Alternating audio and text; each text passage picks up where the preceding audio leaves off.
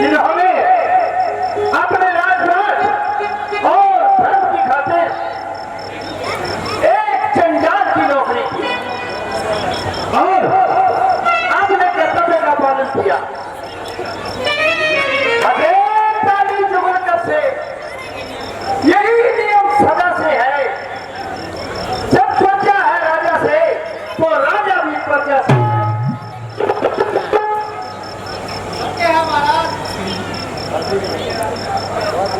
कहिए। राज्य में हर प्रकार से शांति तो है, प्रजा अपना कर्तव्य अच्छी तरह से वो कर रही है। शासन मंडली प्रजा से प्रेम तो करती है तथा देव मंदिरों में विधि पूर्वक पूजा तो होती है।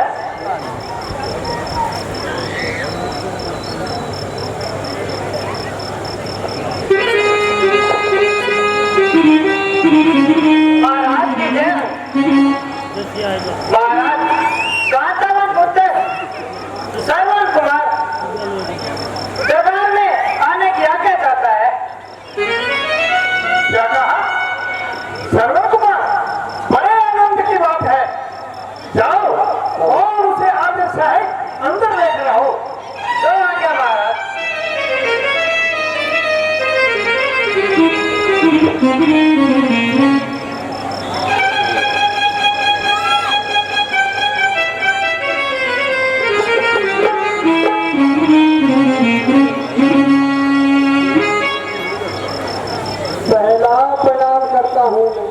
श्री माता और पिताजी को।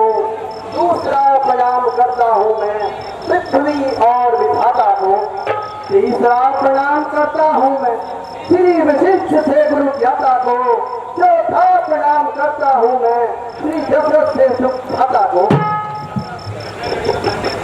धन्य धनी और धन्य देव आए जो श्रवण कुमार, कहिए कहिए क्या आज्ञा है दशरथ कहिया।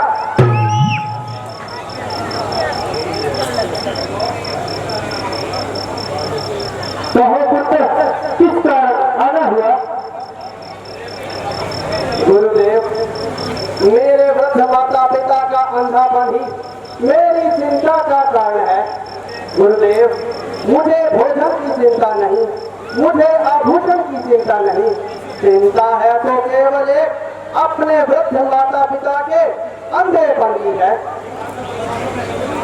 बताकर कोई औषधि अंधों को नैन दो, उपकार होगा आपका, रोगी को चैन दो।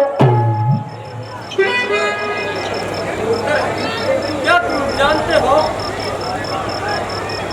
तुम्हारे माता पिता के अंधेपन का क्या कारण है? नहीं गुरुदेव, जानता तो नहीं, परंतु जानना चाहता हूँ। अच्छा तो सुनो, तुम्हारे माता पिता को कोई संतान नहीं थी, तब उन्होंने घोर तपस्या की थी, जिससे ब्रह्मा जी ने खुश होकर कहा कि मानो क्या चाहते हो। तब तुम्हारे पिताश्री ने कहा,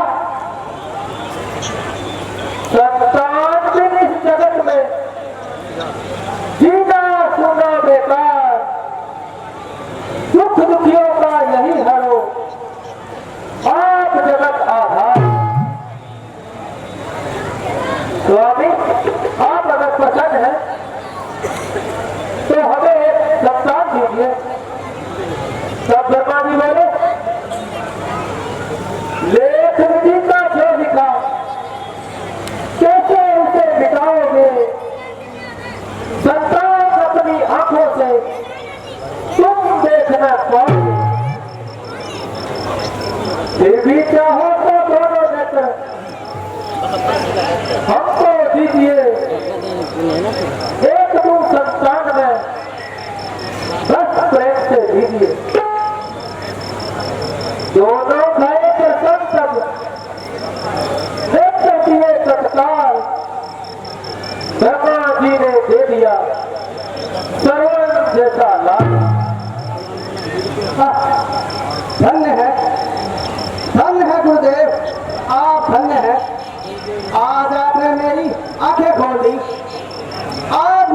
मालूम हुआ कि मैं अपने माता पिता का कितना बड़ा ऋणी हूँ। आज से मैं प्रण करता हूँ कि मैं अपना संपूर्ण जीवन अपने माता पिता पर न्यौछावर कर दूंगा। जिह्वाना नाम जपे उनका तो जिह्वा खिचवा डालूंगा। ये हाथ न दास बने तो इन्हें भी काट चुका डालूंगा। ये शीश न चरणों में ही झुके तो घर से शीश उतारूंगा। ये नैन दिए जिसने मुझको ये नैन उसी पर वारूंगा। धन्य हो पुत्र। सुनो, मैं तुम्हारे माता पिता के अच्छे होने का उपाय बताता हूँ। तुम उन्हें गंगा, प्रयागराज, काशी, बद्रिका आदि सब तीर्थों का स्नान कराओ। इससे उन्हें नेत्र ज्योति पुनः प्राप्त होगी। धन्य हो गुरुदेव, सच ही कहा है। गुरु बिन होए न ज्ञान, ज्ञान बिन होए न भक्ति, बिन भक्ति नहीं विरत, विरत बिन होए न मुक्ति। माता और पिताजी को यह सुख संवाद सुनाऊंगा। पुत्र तभी कहलाऊंगा जब तीरथ उन्हें कराऊंगा। इस पवित्र कार्य के लिए जितना आप चाहो धन खजाने से ले जाओ। हाथी, घोड़ा, जिस चीज की भी जरूरत हो इच्छा अनुसार ले जाओ। मैं भी अपने आप को धन्य समझूंगा। नहीं महाराज, ऐसा करने से जितना भी तीर्थों का पुण्य प्राप्त होगा आधा तुम्हें मिलेगा और श्रवण कुमार का उद्देश्य पूरा नहीं होगा। तो गुरुदेव अपने अपने माता पिता को तीर्थ कैसे कराएगा?